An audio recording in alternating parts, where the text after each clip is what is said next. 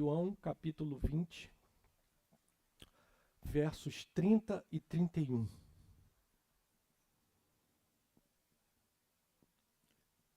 Diz assim o texto bíblico na Nova Almeida Atualizada. E eu vou ler também na NVT, vou ler as duas traduções. Na Nova Almeida Atualizada diz assim: na verdade, Jesus fez diante de seus discípulos muitos outros sinais que não estão escritos nesse livro.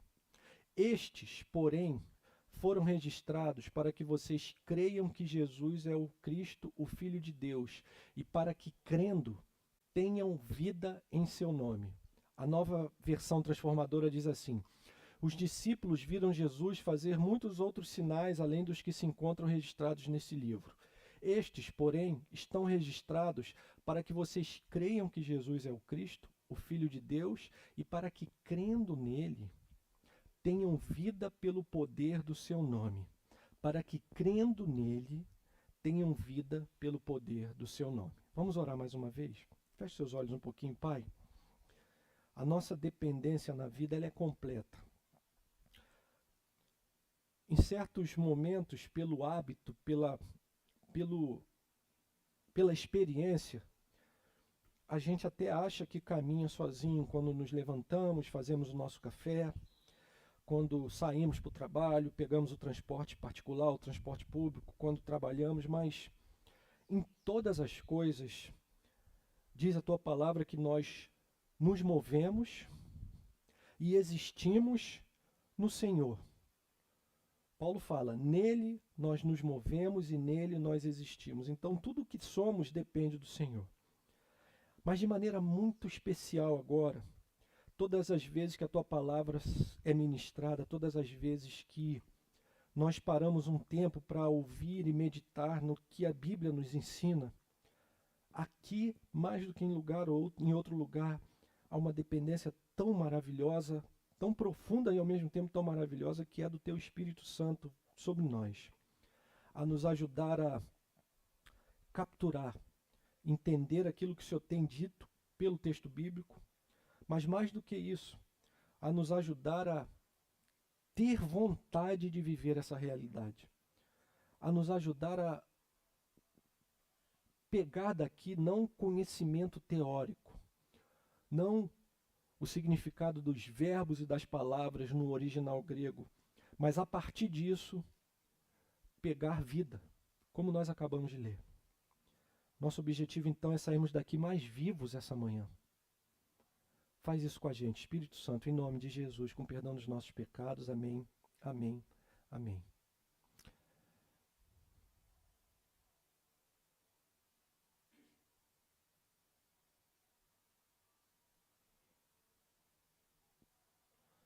Estava fora do lugar aqui. Um dos homens que mais formou a minha mente, teologicamente falando, e até da vida, é um pastor presbiteriano dos Estados Unidos chamado Eugene Peterson. Já falecido, recentemente, ele é dessa geração. A forma como ele escreve, interpreta a Bíblia e traduz a palavra de Deus a nós, me faz e me fez muito bem, formou muito daquilo que eu entendo do Evangelho.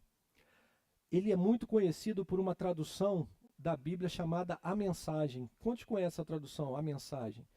É uma tradução muito fluida. Ela não é uma tradução literal, ela é uma paráfrase, é uma forma que ele interpretou o texto bíblico, mas ela é muito interessante e muito rica. Esse pastor Eugene Peterson, em uma das suas obras, falou de como ele gostava de ver o seu cachorro.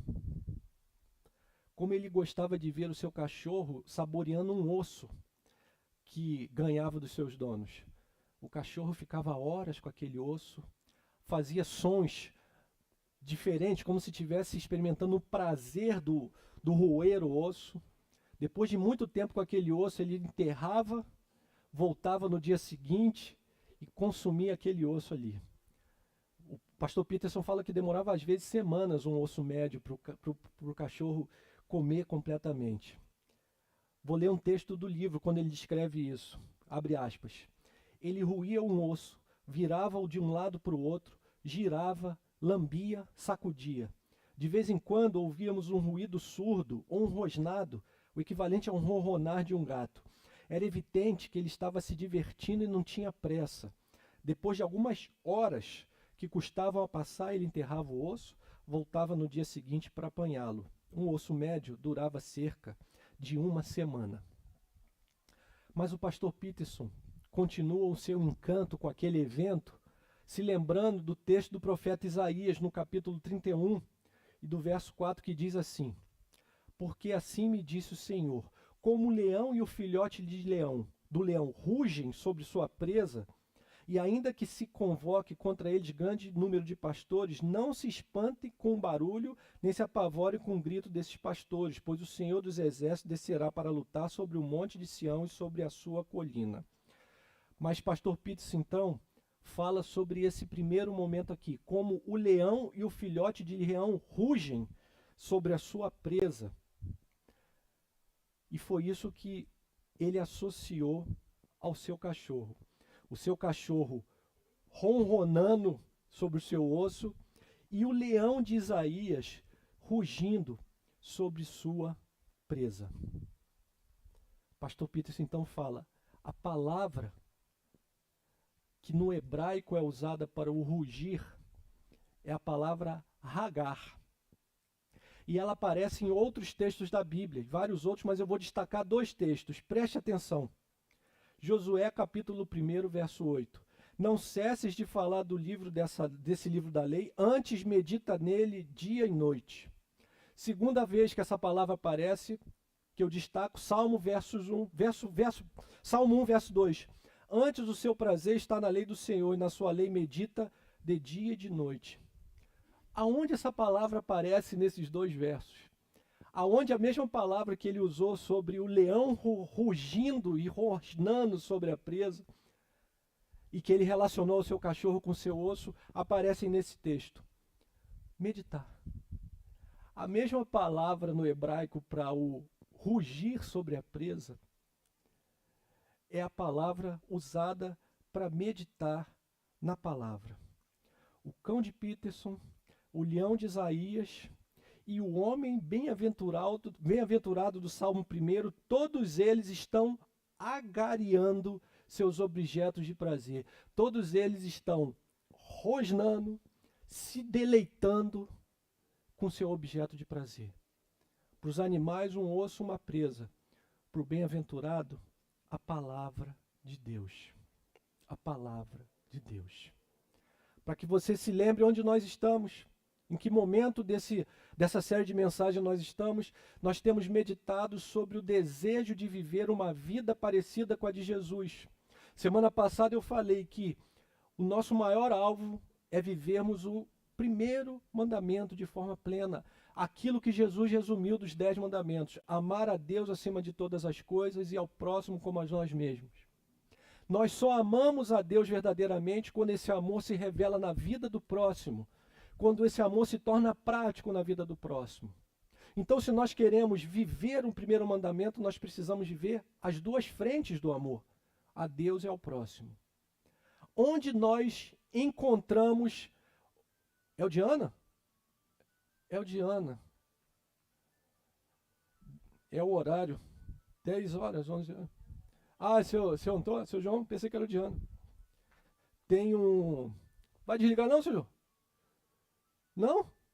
Ué, vai tocar? Oxe, homem. Nós estamos então falando sobre uma vida parecida com a de Jesus. Nosso objetivo... Seu João está atrapalhando. Não quer desligar não? Mas fica atrapalhando. Eu fico desatento. Aí.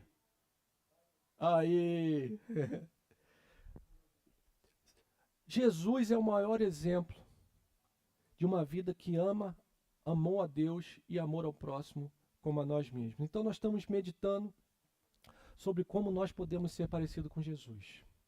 Então afirmamos que queremos viver a vida que Jesus viveu para ser quem ele era.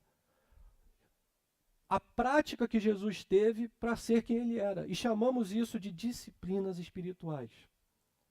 Então estamos numa série de mensagens sobre aspectos da vida de Jesus que tornaram Jesus quem ele era, para que nós possamos imitar essas práticas e então começarmos a chegar perto da vida de Jesus e nos tornarmos parecidos com ele. Essa manhã, então, eu quero começar a meditar com vocês sobre a disciplina bíblica da leitura da palavra. Disciplina da leitura da palavra. Hoje, meu objetivo é colocar a pedra fundamental dessa disciplina. Aquilo que é mais importante para essa disciplina.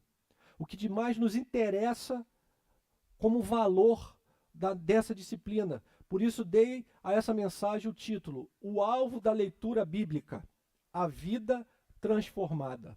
E meu sermão hoje tem somente um ponto, a partir do texto que nós lemos.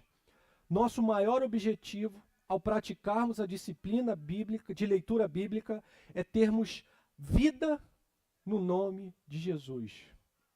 Nosso maior objetivo ao nos aproximarmos da Bíblia e a fazermos as nossas leituras bíblicas é termos uma vida no nome de Jesus. Uma vida no nome de Jesus é o nosso maior objetivo. Eu quero então te lembrar e me lembrar algo que eu venho lembrando constantemente aqui. Nós somos seres humanos vivendo uma certa época, um certo momento da história da humanidade com sua cultura específica. Todas as gerações viveram isso. No tempo de Jesus, aquele povo viveu a condição cultural daquela geração. Um povo que era dominado pelo Império Romano, que era o maior império da época, que dominava uma enorme fatia daquilo que era o território povoado e conhecido da humanidade naquele momento. Trouxe a língua grega como língua franca, como é o inglês hoje. Criou estradas como nunca antes, por exemplo. Trouxe o domínio do império, governadores, exército, em cada lugar dominado.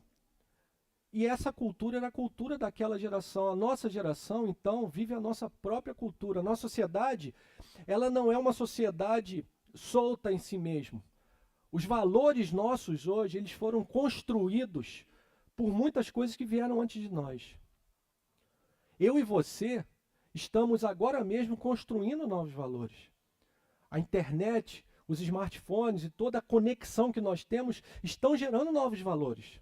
Mas eles só vão ser experimentados de uma maneira plena. O impacto disso, mais completo, vai ser experimentado pelas gerações que vierem. O que eu estou querendo dizer? Eu e você hoje experimentamos a onda cultural e social que veio antes de nós.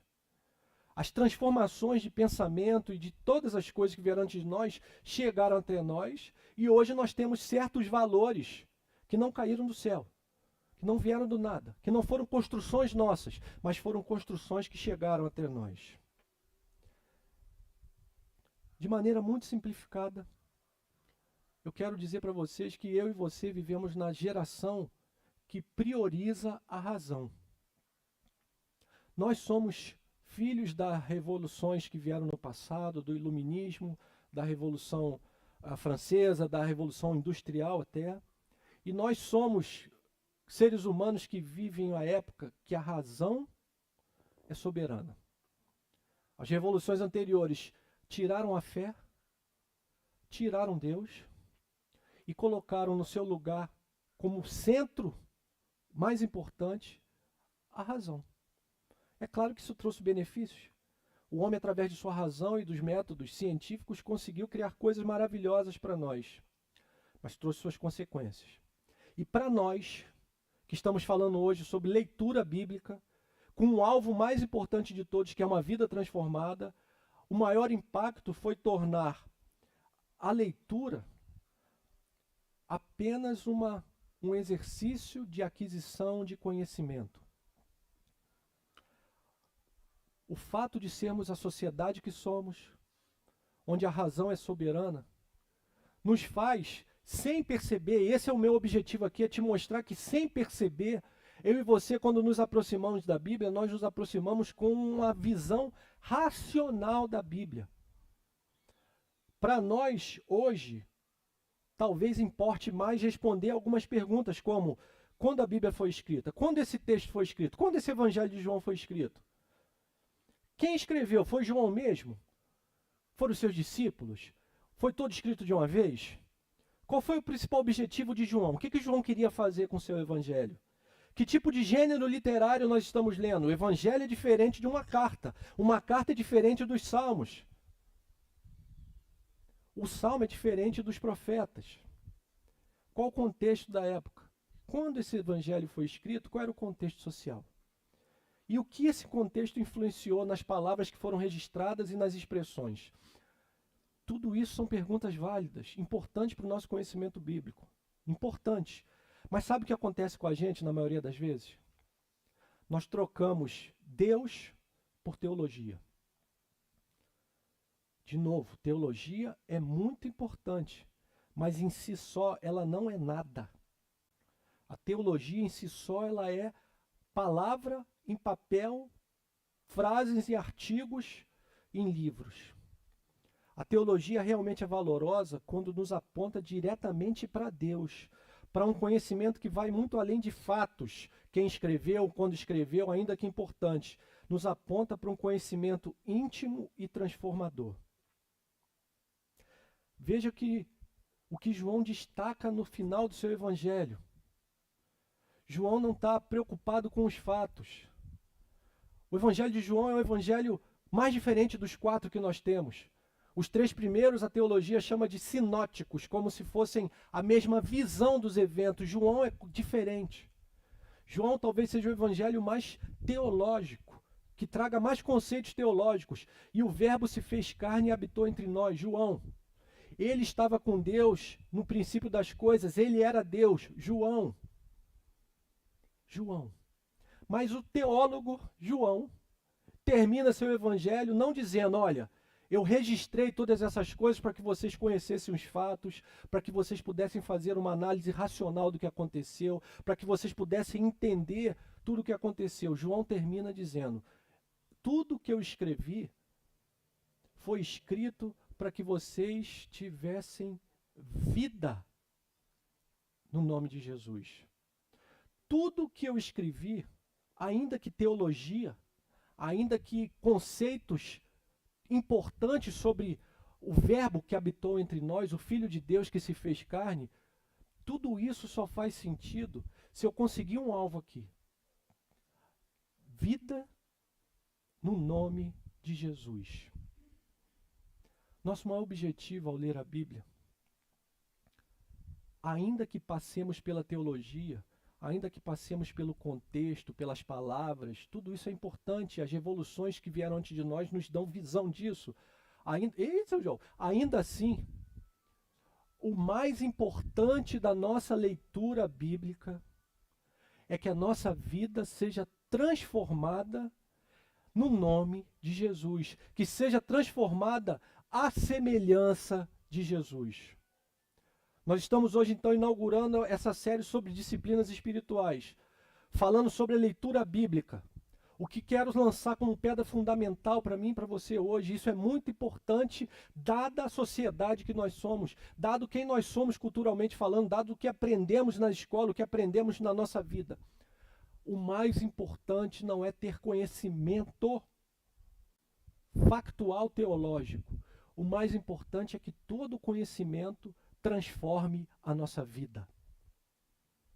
O objetivo da leitura bíblica é que a nossa vida seja transformada. O mesmo Eugene Peterson que citei, em outro livro, ele traz um texto, numa entrevista que ele deu, que é impactante sobre como nós podemos, sem perceber, nos desviar do objetivo principal, que é a transformação de vida. Preste atenção. Abre aspas. E é um texto que eu não teria coragem de escrever, mas ele escreveu. Na verdade, foi uma entrevista. Uma das mais incríveis façanhas do diabo é fazer com que as pessoas passem 3 noites por semana em estudos bíblicos. Uma das mais incríveis façanhas do diabo é fazer com que as pessoas passem 3 noites por semana em estudos bíblicos. Continua ele. A Bíblia está toda ali para ser vivida. Foi-nos dada para que vivêssemos. A maioria dos cristãos sabe muito mais da Bíblia do que a está vivendo. Precisa estudá-la menos, não mais. Você só precisa o suficiente para prestar atenção em Deus. Outro autor chamado James Houston é um pouco menos direto, mas diz assim, abre aspas, embora os grupos de estudo da Bíblia e a afiliação às fraternidades das igrejas sejam valores positivos para o crescimento espiritual, eles parecem ser mais informativos do que transformadores de vida. Eles parecem ser mais informativos do que transformadores de vida. Eu imagino que nenhum dos dois autores, e nem eu, estejamos afirmando que não é necessário estudar ou conhecer a Bíblia. Mas eu acho, e aí sim estou afirmando, nós precisamos nos aproximar da Bíblia com o mesmo prazer do cachorro do pastor Peterson, para provar tudo o que ela tem para nós. E o que de mais importante ela tem para nós não são os fatos teológicos sobre Deus, mas o próprio Deus. O que de mais importante a Bíblia tem para nós não são fatos sobre Deus, mas o próprio Deus.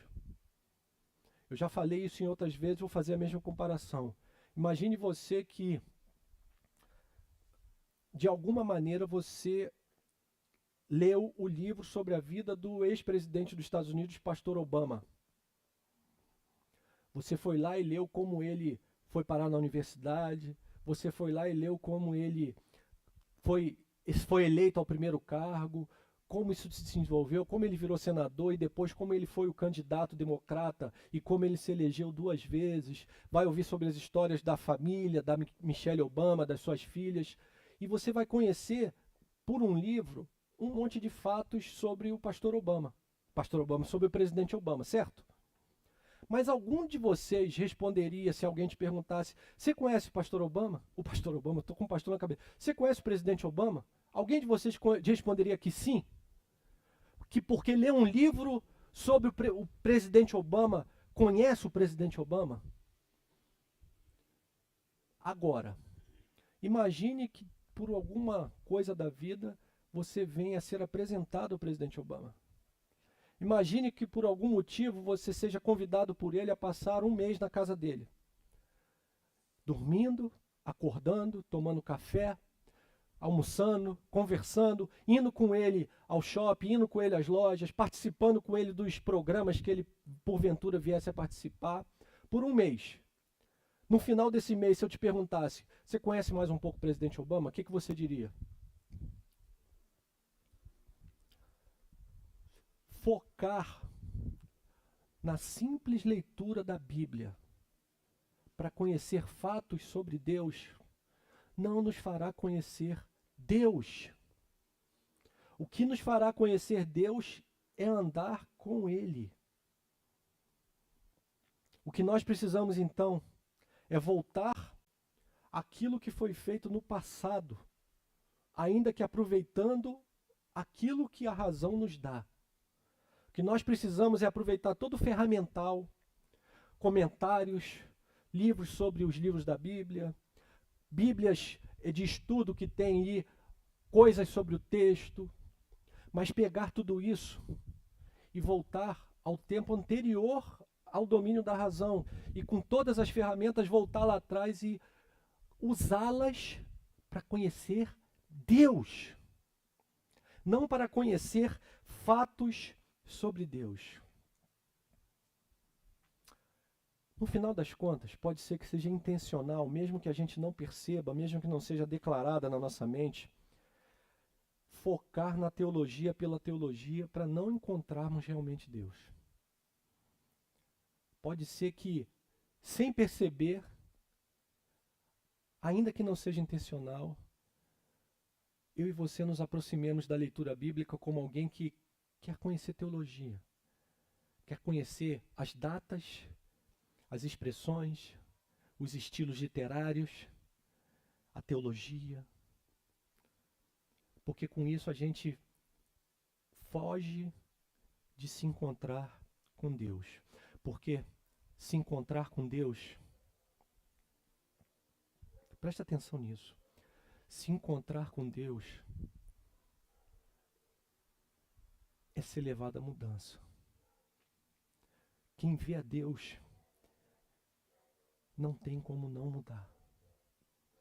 Quem vê Deus realmente não tem como ser diferente. Não tem como não ser diferente. E pode ser que nós, geração racional, usemos a razão para nos escondermos de Deus, mesmo dentro da igreja. Sejamos aqueles que Peterson fala que se reúnem 3 vezes na semana para fazer estudo bíblico, mas no final, sejamos só aqueles que leram um livro sobre o presidente Obama.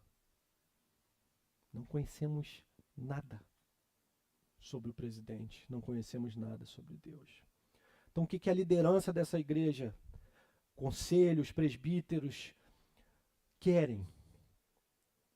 Nosso maior objetivo ao praticarmos a disciplina espiritual da leitura bíblica é termos a vida no poder de Jesus.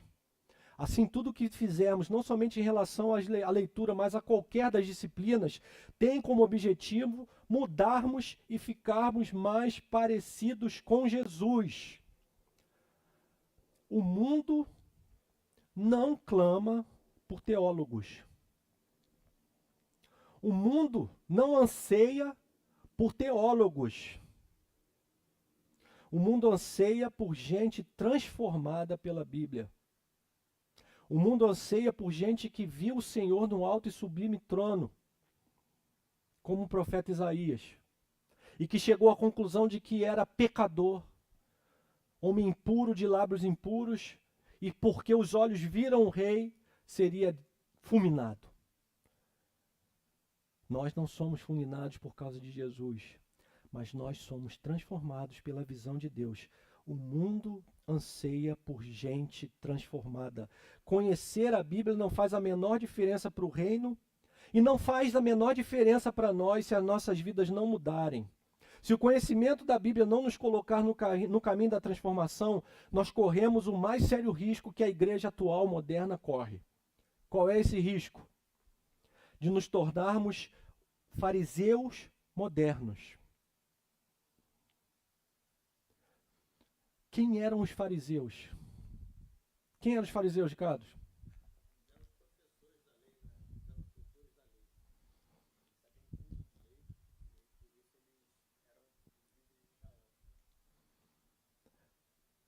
Eu não me interesso em ser isso. Eu não me interesso em ser doutor de lei, eu não me interesso em ser fariseu. Porque Jesus amou profundamente os pecadores. Jesus chamou coletores de imposto, que para a sociedade da época era uma praga, era como um traficante de drogas, gente que fazia mal para o povo. Jesus sentou com prostitutas, Jesus perdoou a adúltera, Jesus andou com todo tipo de gente que a sociedade da época classificava como imoral. E essa gente foi alvo do amor de Jesus. Mas quem não foi alvo do amor de Jesus? Quem foi alvo da correção de Jesus? A quem Jesus corrigiu e disse: ai de vós, os fariseus. Se eu e você começarmos de maneira mais profunda a lermos a Bíblia, com o objetivo de nos tornarmos conhecedores de teologia, com o objetivo de, até isso é um risco, com o objetivo de memorizarmos as Escrituras para sermos aqueles que declamam a Escritura e que são chamados de, meu Deus, como ele sabe a Bíblia. Não sabe nada se a vida não foi transformada. Não sabe nada se a Bíblia não foi, se a vida não foi lavada pelo sangue do Cordeiro, e se aquela pessoa não se tornou parecida com Jesus um pouco mais a cada dia que ele leu a Bíblia, a cada dia que ele, como o cachorro de Peterson, roeu aquilo que a Bíblia pode nos dar de vida. Se ele não foi transformado, ele não sabe nada de Bíblia. Eu não quero ser um pastor de uma igreja que sabe tudo de teologia, mas não sabe nada de Deus. De uma igreja que não sabendo nada de Deus, não mudou nada. Tem as mesmas práticas, pensamentos, emoções de gente que nunca leu a Bíblia. de gente que nunca viu o Deus que nos salvou em Jesus. Nós estamos lançando hoje, então, uma pedra fundamental. Semana que vem vou voltar à leitura bíblica, mas vou voltar na prática, apresentando para vocês uma prática medieval que nós devemos resgatar hoje, chamada Lécio Divina. Se aproximar da Bíblia com uma postura, ainda que racional, mas muito mais devocional. Mas eu precisava então lançar essa pedra fundamental, convidando você hoje e a mim mesmo, não tenha medo de se encontrar na leitura com seu próprio pecado ou com seu Deus. Não tenha medo disso. Na verdade, espere isso. Se cada leitura, cada momento que eu sentar, eu não me encontrar com o meu próprio pecado e com Deus, ela não foi válida. Toda leitura bíblica é válida quando ela me faz ver quem eu sou mais um pouquinho, quem Deus é mais um pouquinho, de maneira a criar no meu coração expectativa ainda maior de ser parecido com Jesus. Amém? Meu convite é então, vamos começar a ler a Bíblia mais. Procure conhecer mais quem você é, quem Deus é. Sim, conheça a teologia. Sim, conheça as datas, as expressões, as palavras, mas use isso tudo para transformar a sua vida aos pés da cruz.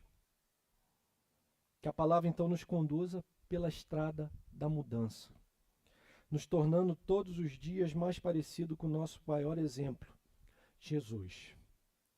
Que a palavra nos faça então, e aqui finalizo, tá bom, não precisa exagerar, aqui finalizo, que a palavra nos faça então como o leão do profeta Isaías e como o cachorro do pastor Peterson, que nos torne então aqueles que se aproximam da Bíblia com fome, que se aproximam da Bíblia para se divertir, para se encantar, para fazer sons de encanto com o encontro com Deus da Bíblia, mas que nos faça gente que quer ser transformada a cada leitura, a cada encontro, a cada trecho lido, a cada estudo.